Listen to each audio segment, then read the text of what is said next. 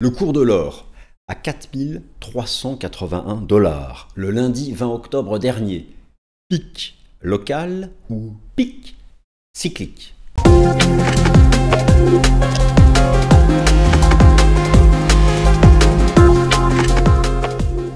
Chers amis, suivez chaque matin mes analyses publiées sur le profil Swissquote du site TradingView, une analyse par jour sur toutes les classes d'actifs. Et enfin, je vous rappelle que le contenu de cette vidéo ne constitue en aucun cas un conseil financier. Le contenu de cette vidéo ne constitue en aucun cas un conseil financier. Merci à tous. Chers amis, ravi de vous retrouver pour cette nouvelle édition du Fast and Forex. Alors, oui donc, l'inertie haussière de l'or et l'argent. Cette phase de hausse hyper linéaire qui avait démarré quelque part en août et qui a topé donc le 20 octobre dernier, je dis dans son momentum linéaire, je ne dis pas la tendance de fond, attention, c'est la question que je pose, d'ailleurs on va tout passer en revue. Mais le rythme observé de cette tendance qui était parfaitement stable dans son momentum bullish s'est cassé le 20 octobre puisqu'il y a eu une phase de retracement. Il était temps, c'est logique, les arbres ne montent pas au ciel, tôt ou tard, même une tendance haussière, ça peut être une opportunité. Ça peut être une opportunité d'achat, bien sûr. Tôt ou tard, le marché entre en retracement. Mais dès lors qu'intervient une rupture de momentum, j'entends par momentum la dérivée première, le taux de croissance, la vitesse. Voilà. Vous avez toujours dans un marché, vous avez une tendance, donc l'or et l'argent, depuis plusieurs mois, même années, c'est une tendance haussière. Donc ça, c'est la direction. Et puis, il y a le momentum, l'angle. La tendance haussière, elle peut être plate, elle peut être à 10 degrés, 15 degrés, 1 degré, 45 degrés, 60 degrés, 90 degrés, 95, je déconne. Ça va pas revenir dans le passé. Bon, donc, c'est cet angle qui a baissé avec l'engagement d'une première phase de retracement. Alors, attention, il y a un historique hyper chargé du cours de l'or. On a beaucoup d'historiques. L'or a enchaîné, mais il est temps parfois d'aller sur vos graphiques de long terme. Prenez le temps ce matin-là, ou quand vous voulez. Chargez sur votre application le graphique monthly du cours de l'or depuis 50 ans. Mettez-vous en échelle logarithmique pour voir quelque chose, sinon tout est écrasé en arithmétique. Bon, vous allez voir que l'or a eu des grandes phases d'expansion parfois au-delà d'une décennie, et puis des phases de retracement, des longs ranges. Amusez-vous et allez voir quelle était la structure de la fin de la hausse. Mettez-vous en bougie mensuelle ou même en bougie weekly et allez voir en 2011, allez voir dans le passé, quand les grandes phases bullish pluriannuelles se terminaient, allez voir qu'est-ce qui donnait le signal, à quoi ça ressemblait la bougie de la fin de la hausse. Ou fallait-il une structure? Eh bien oui, c'est ça qu'il fallait. Si vous prenez par exemple, il y a eu une grande phase de hausse entre 1998 et 2011. Ça ne s'est pas terminé en un jour. Il y a eu donc 12 ans de hausse, et puis il y a eu 1 an et demi de range, et on est sorti par le bas, et là, 3 ans de bear market. Les anglo-saxons disent distribution area, une zone de distribution. Donc, au stade actuel, naturellement, il n'y a pas de zone de distribution sur le gold. Et puis, alors, un marché est bullish, il y a plusieurs étapes en analyse technique pour dire que une tendance de fond se termine. Déjà, il faut atteindre des objectifs. Des résistances, là pour le coup théoriques, puisqu'on est sur les records historiques. Ensuite, il y a effectivement avoir des divergences ou construire une phase latérale. Cette phase latérale peut être une phase de distribution, d'accumulation. Et puis il y a ensuite les breakouts. Et effectivement, en 2011, vous avez une grande phase d'avancée, une phase de distribution d'1 an et demi, et on a cassé le support, et il y a eu 3 ans de bear market, là c'était sûr, c'était fini. Alors bien sûr, il va y avoir des divergences, des signaux bien précis au-delà de l'action des prix. Par exemple, vous pouvez croiser l'action des prix et les flux institutionnels. Et si forcément vous aviez plusieurs mois consécutifs de tendance haussière avec des inflows et que tout d'un coup vous commencez à avoir des séances de retracement, des semaines de retracement et que vous avez des outflows, des sorties de capitaux, par exemple sur les ETF Gold US, là, vous avez un combo qui, quand même, bon, on a peut-être fait le top cyclique. C'est ça la question que je pose. Top local ou top cyclique? Si c'est un top local, c'est-à-dire qu'en fait, on marque une pause après avoir atteint 4380 $, on va faire un range et puis ça repartira vers un nouveau record. Si c'est un top cyclique, c'est que on ne redépassera pas 4380 $ avant des années. ou au moins des mois. D'accord? Donc pour répondre à cette question, je passe en revue déjà tous les fondamentaux qui ont nourri cette tendance haussière de l'or, et puis je pose la question de leur diagnostic. On ne va pas y passer 30 ans, on va essayer de faire court, mais quand même, on regarde. On va regarder les principaux facteurs. Si vous voulez, vous ne pouvez pas affirmer que l'or a fait un top cyclique si par exemple le dollar reste extrêmement faible. Mais si par exemple le dollar devait lui valider un renversement haussier, casser des résistances, et là on fait pencher la balance vers le top cyclique plus que le top local. Cette question elle est majeure parce que la plupart d'entre nous avons en portefeuille un positionnement sur le gold. Alors ça peut être de l'or physique, ça peut être des ETF, ça peut être plein de choses. Si c'est un top cyclique, ça peut être pas mal peut-être de prendre ses profits. Si c'est un top local, il n'y a rien à faire. Et même si c'est un top local, peut-être que c'est une opportunité pour en racheter davantage et viser plus haut. Vous comprenez donc l'intérêt de se poser cette question. Donc on fait ça de manière structurée. Le plan, vous l'avez, il est dans la description de la vidéo, il est dans la barre de temps. L'analyse technique, les fondamentaux, le diagnostic des fondamentaux, les données alternatives et aussi, bien sûr, un mot sur l'argent qui lui, donc, a rejoint son record historique, qui fait de la vol maintenant autour. Là aussi, on ira voir dans le passé comment se terminaient les grandes phases bullish de l'argent. Qu'est-ce qu'il indiquait et encore une fois, il ne faut pas se précipiter pour qualifier ce top. Entre local et cyclique, pour le moment, il n'y a pas assez d'arguments. Mais la réflexion commence. Alors le plan, il y a plusieurs façons de le voir. Je vous l'ai donné plus ou moins à l'oral. Là, il est mis à l'écrit de manière plus précise. Et puis, vous pouvez aller naviguer par ici, dans la barre de temps, où vous pouvez vous balader. Mais bon, restez avec moi du début jusqu'à la fin, on se met bien. Nous prenons notre temps. Nous prenons notre temps pour parler du gold. Le gold, l'argent, les métaux précieux, même que la plupart d'entre vous y êtes exposés. Et donc, je parle tout d'abord d'une rupture de momentum. Attention, je ne parle pas d'une rupture de tendance de fond, parce que il est bien trop tôt, et puis ce serait faux, et les arguments ne sont pas suffisants pour dire que l'or a fait un top majeur, mais il y a eu effectivement une rupture de momentum. Alors de quoi parlons-nous?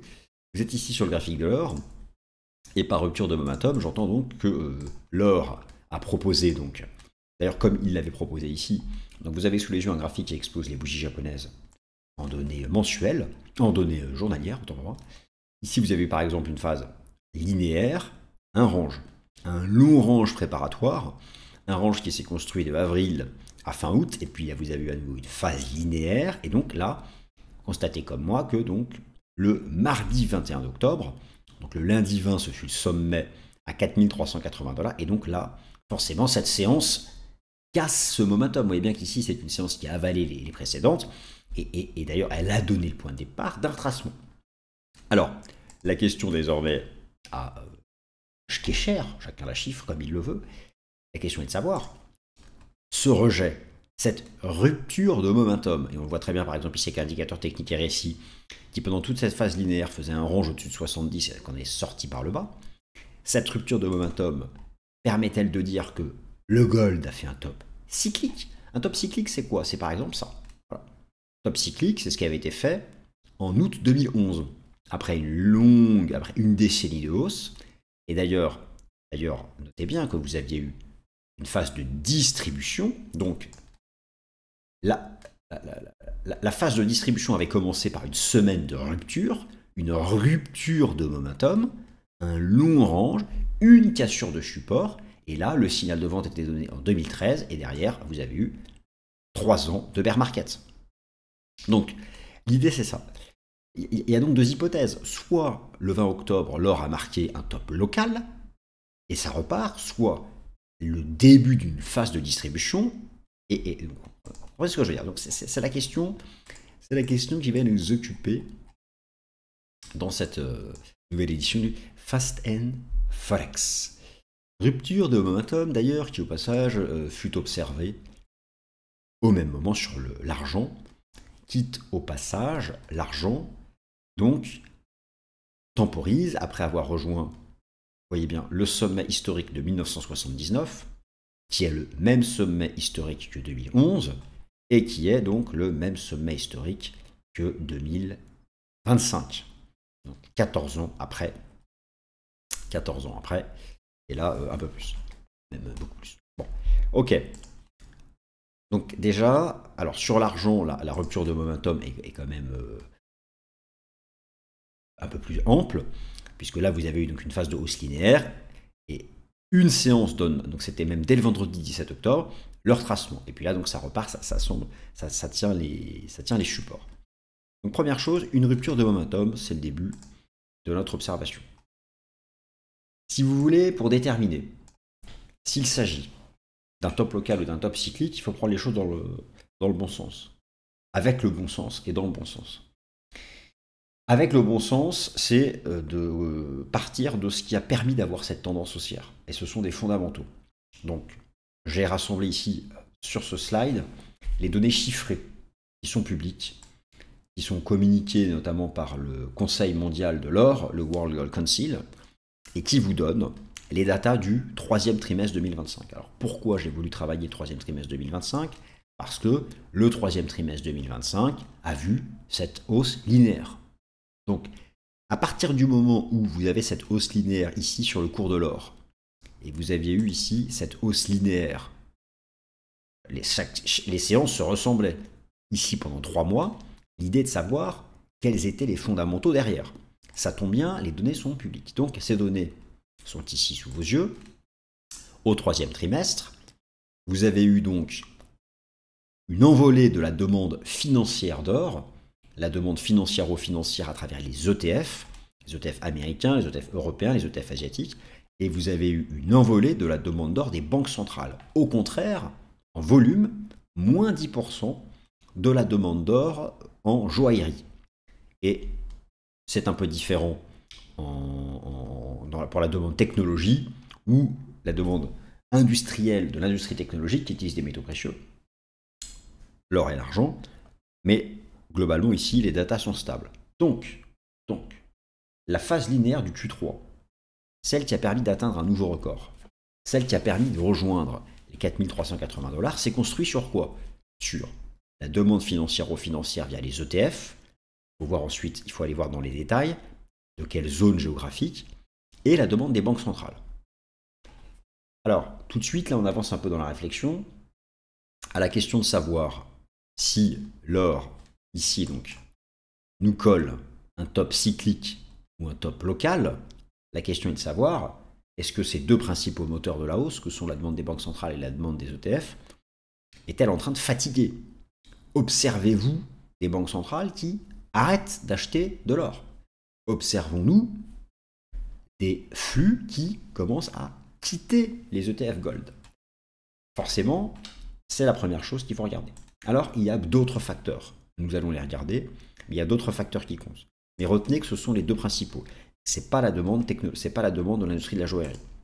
Pas sur ce push final. Il y a vraiment en fait un rôle de la demande financière d'or. Les choses sont plus complexes et j'ai voulu ici rassembler ce qui me semble être l'intégralité des facteurs qui ont poussé les métaux précieux plus haut. Ce qu'on va faire en fait, c'est que nous allons passer en revue ce tableau et aller pour chacun d'eux regarder le diagnostic.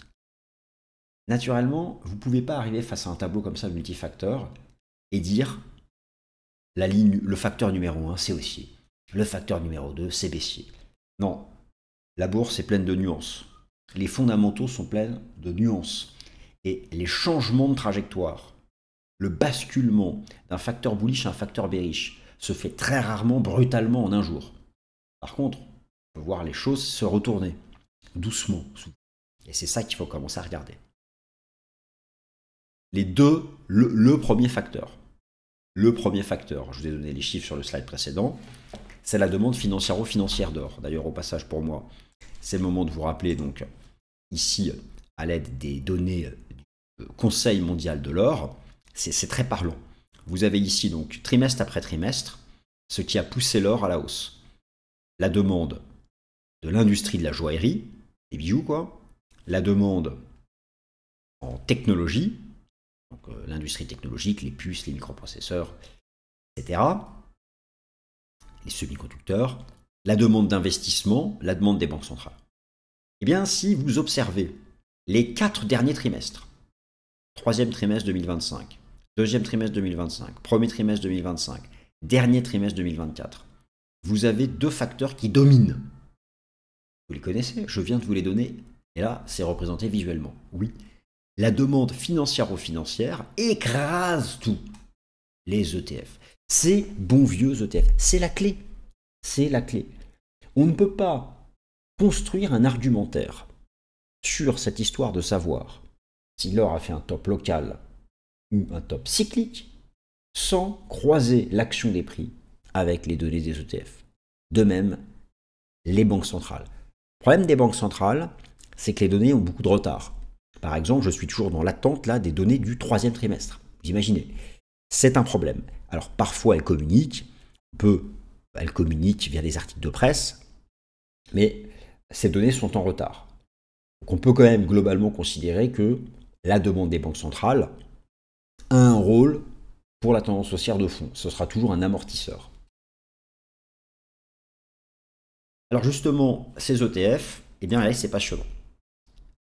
Regardez, je vous ai montré ici le Q3, c'était une tendance haussière linéaire. Observez, toutes zones géographiques confondues, sur le troisième trimestre, vous avez très peu de lignes sous zéro. Qu'est-ce que c'est que ça? En bleu foncé, c'est la demande des ETF d'Amérique du Nord. En vert, l'Europe. En rose, l'Asie. En bleu, les autres. Regardez depuis le début de l'année, vous avez quasiment chaque semaine, puisque cet histogramme est hebdomadaire, chaque semaine, les 3 zones géographiques majeures, Asie, Europe, Amérique du Nord. Alors je parle pour la demande des ETF. Je ne dis pas que les autres pays ne sont pas majeurs. Je vous montre, écoutez, regardez.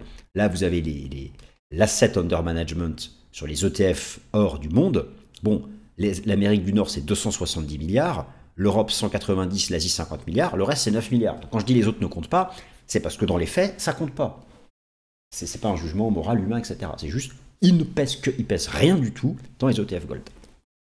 Donc, on s'en fiche complètement. Ça peut changer. L'Asie est en train de gagner en poids. Alors, donc, finalement, on pourrait réduire l'analyse de l'or à ça. Une phase linéaire de hausse appuyée par les ETF qui ont avancé ensemble en Asie, en Europe. Et donc là, regardez, depuis donc 10 jours, on a une petite phase de retracement. Et qu'est-ce qu'on a sur les ETF? Eh bien, on a eu des outflows massifs en Europe, mais pas aux États-Unis et pas en Asie. En clair, je vous dis une chose. Tant que l'or ne casse pas de support majeur, et tant que vous n'avez pas au même moment des puissants outflows des ETF US, pourquoi les ETF US? Parce que je vous remontre, en termes d'AUM, ça pèse 270 milliards. Ils sont premiers. Asset under management sur les ETF Gold, c'est 270 milliards. L'Europe n'est qu'à 190, l'Asie n'est qu'à 50. L'Europe et l'Asie n'atteignent pas l'Amérique du Nord. La clé, ce sont les ETF Gold US. En clair, on ne peut pas argumenter pour un top cyclique tant que vous n'avez pas au minimum une phase de distribution, donc comme par exemple ici en 2011, une longue phase de distribution, une cassure de support, ou au moins une cassure de support. Mais le premier support majeur, c'est 3400 $. La partie haute de ce petit range, et ce fut le record historique de 1980, mais ajusté de l'inflation. Ça, je vous l'avais déjà montré.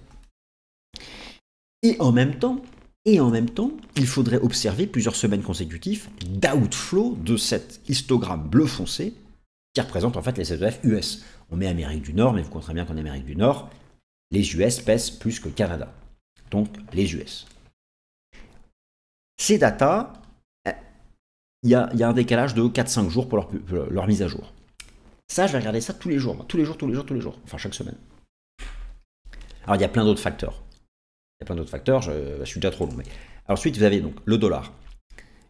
Vous ne pouvez pas défendre un top cyclique de l'or s'il n'y a pas un renversement haussier du dollar. Je vous montre le dollar. Où est-ce qu'il en est? Oui, le dollar, il y a peut-être le début de quelque chose.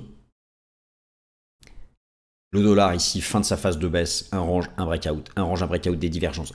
Là, il y a un range. On n'a pas fait breakout. Donc, si vous voulez, tant que le DXY se maintient sous cette zone, alors par contre, si vous avez ces prochaines semaines un breakout haussier du dollar et l'or qui continue de retracer, il va falloir quand même se poser les questions.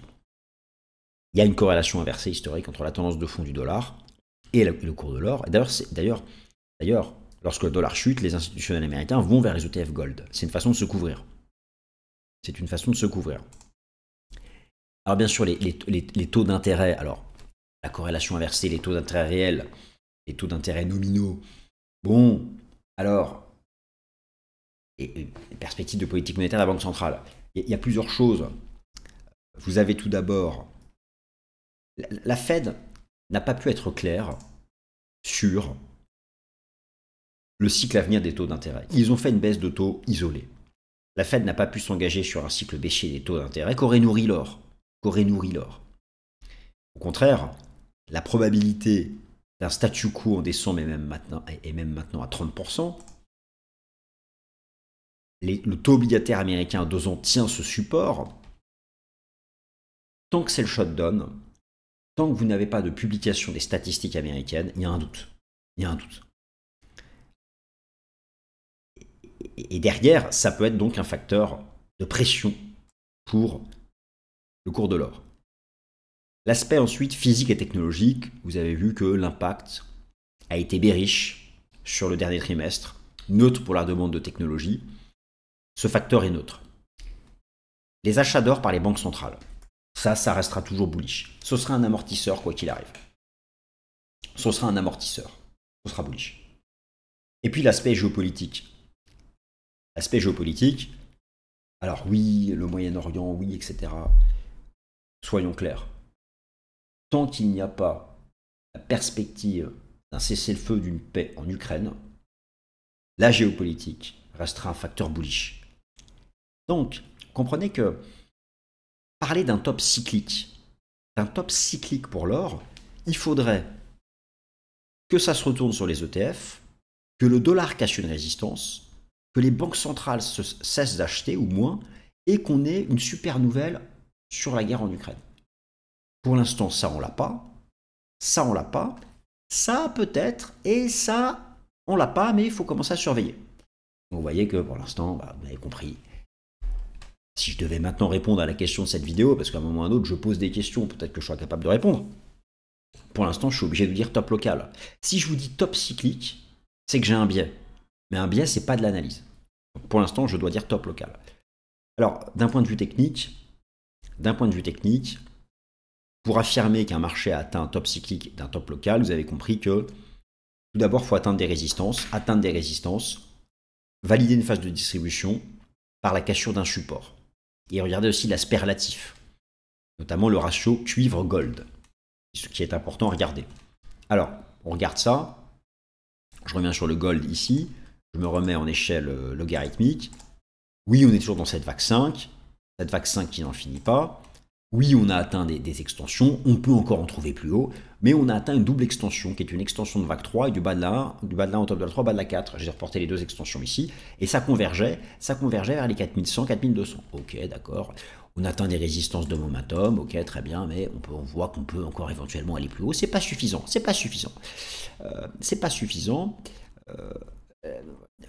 Regardez ici en mensuel. Vous aviez eu cette phase de hausse de 10 ans. Il a fallu 1 an et demi de distribution pour commencer et 1 an et demi de distribution avant d'avoir un bear market. Donc là, oui, si on commence à voir fondamentalement des choses, peut-être qu'on va avoir un espèce de long range entre 3000 et 4000 ou entre 3004 et 4004. Peut-être une longue phase de distribution. Il y a tellement de facteurs de soutien fondamentaux derrière que au pire des cas, je vois un range. Un peu comme le marché avait proposé ici, en top, en sommet. Voilà, mais pas un bear market. Au stade actuel, fondamentalement, vous l'avez compris, trop de facteurs de soutien. Donc là, il n'y a pas de distribution, pas de cassure de support. On a simplement atteint quelques résistances, ça c'est un fait. Surveillez-moi le ratio cuivre-gold. Attention, j'ai une divergence haussière sur le ratio cuivre-gold. Et ça pourrait être, si ça se confirme, il faut dépasser une résistance. Il faut dépasser ça. Mais effectivement, ça peut être un argument technique qui commence à alerter. Attention, c'est un argument qui dit qu'il faut se poser la question pour le moment. C'est un argument qui dit qu'il faut se poser la question, top cyclique ou top local. Et on ne peut pas l'utiliser davantage pour le moment, c'est l'actuel.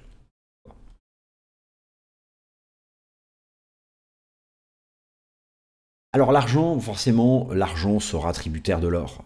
Il y a un ratio argent-or, ça je vous en ai déjà parlé à plusieurs reprises. Le ratio silver-gold, d'ailleurs qu'on peut regarder parce qu'il avait été assez efficace. J'avais pu le ratio silver-gold vous montrer à plusieurs reprises. Ah bah voilà, je suis content, on a fait ma target. Voilà. Donc on a fait ma target, ça c'est cette grande phase de surperformance de l'argent. Donc ça permettait de se dire que l'argent rattraperait l'or. Maintenant, on a rejoint cette phase-là, donc ça c'est fait. On est dans cette compression. Tant qu'on est sous cette résistance, l'argent n'ira pas plus haut face à l'or. Donc c'est intéressant de voir qu'on a atteint cette résistance sur le ratio argent-or. Et qu'en même temps, vous avez donc le sommet historique qui a été atteint, celui de 2011, et qui est le même ici que 80. Et si vous prenez par exemple ici le dernier, vous voyez que la fin de la phase haussière, là aussi, on avait eu un mois de rupture. Et surtout, on avait eu la cassure d'un support. Par exemple, ici, regardez comme c'est propre, les enseignements du système Ishimoku. On avait cassé le Kubo. Là, vous voyez qu'on est très loin de cassure de support. On est très loin de cassure. Mais c'est comme l'or. C'est comme l'or, regardez. Regardez ici à l'époque. Cassure de Kubo. Là, on en est très loin, donc on ne peut pas.